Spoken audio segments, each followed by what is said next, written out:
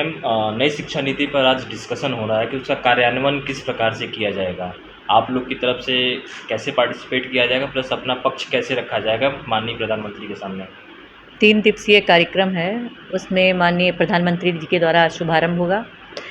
उसमें मुझे भी रहने का सौभाग्य मिला है। ये 3 दिवसीय कार्यक्रम है, इसमें बहुत कुछ मिलेगा। ये राष्ट्रीय शिक्षा नीति है, किस तरह से इसका क्रियान्वयन किया जाए उसको लेकर के ही यहाँ पे चर्चा होगी और 3 दिन की चर्चा में बहुत कुछ निकलेगा। बहुत बड़ा विषय है, बहुत बड़ा कार्यक्रम है ये मेरी समझ में। आपके नज़रिए से क्या क्या मुख्य 9 बिंदु बताए जा रहे हैं जिस पे डिजिटल को लेकर शिक्षा का कैसे डिजिटाइजेशन हो, उस पे ये चर्चा का मुख्य केंद्र होगा। तो आपकी नज़र से, चूँकि आप उच्च शिक्षा मंत्रालय में भी आप कार्यरत हैं, तो कैसे आप रिप्रेजेंट करेंगे या क्या अपना पक्ष रखेंगे प्रदेश सरकार? देखिए, राष्ट्रीय शिक्षा नीति में बहुत कुछ है, बहुत सारी चीज़ें इसके अंतर्गत आएंगी और इसका पूरी तरह से क्रियान्वयन हो जाए।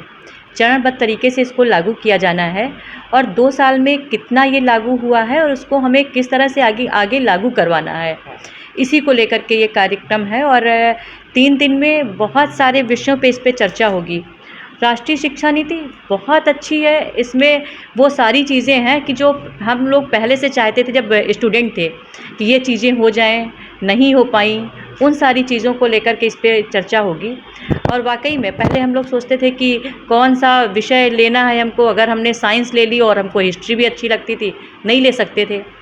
अब ये है कि इसमें हमें जो विषय अच्छा लगता है वो विषय हम लोग ले सकते हैं। और ग्रेजुएशन हम लोगों ने किया, अगर करने के बाद में कभी था 1 वर्ष किया और दूसरा वर्ष नहीं कर पाए तो छूट जाया करता था।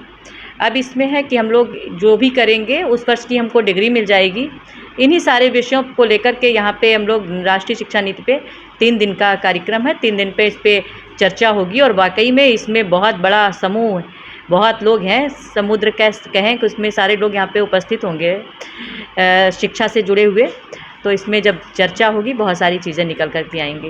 अच्छा, इसमें केंद्रीय विश्वविद्यालयों के अलावा राज्य के जो विद्यालय होंगे, डीम्ड यूनिवर्सिटीज़ होंगी, प्लस जो निजी क्षेत्र के जो विद्यालय होंगे उनके भी कुलपति वगैरह जो टीचर्स होंगे वो भी शामिल होंगे।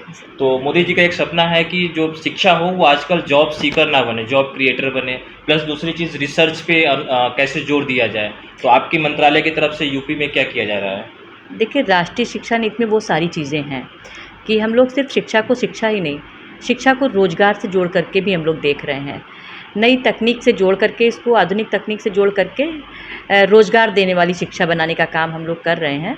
और इसी को लेकर के राष्ट्रीय शिक्षा नीति में सारी चीज़ें हैं, उसका सही ढंग से क्रियान्वयन किया जाए, इसको लेकर के ही कार्यक्रम। इम्प्लीमेंटेशन कब हो रहा है राष्ट्रीय शिक्षा नीति का? उसी को लेकर के तो कार्यक्रम है कि हम लोग चरणबद्ध तरीके से उसको करवा रहे हैं और उसको पूरी तरह से लागू किया जाए। वही सारी चीजें इसमें की जाएगी। डिजिटल इंडिया का digital new platform live VNS पिछले 7 वर्षों से बनारस की सेवा में। पाइए बनारस के कोने कोने की खबर निष्पक्षता के साथ। लाइव VNS से बनारस की ताज़ा तरीन खबरों के लिए प्ले स्टोर से डाउनलोड कीजिए लाइव VNS ऐप या फॉलो कीजिए लाइव VNS को सोशल मीडिया पर।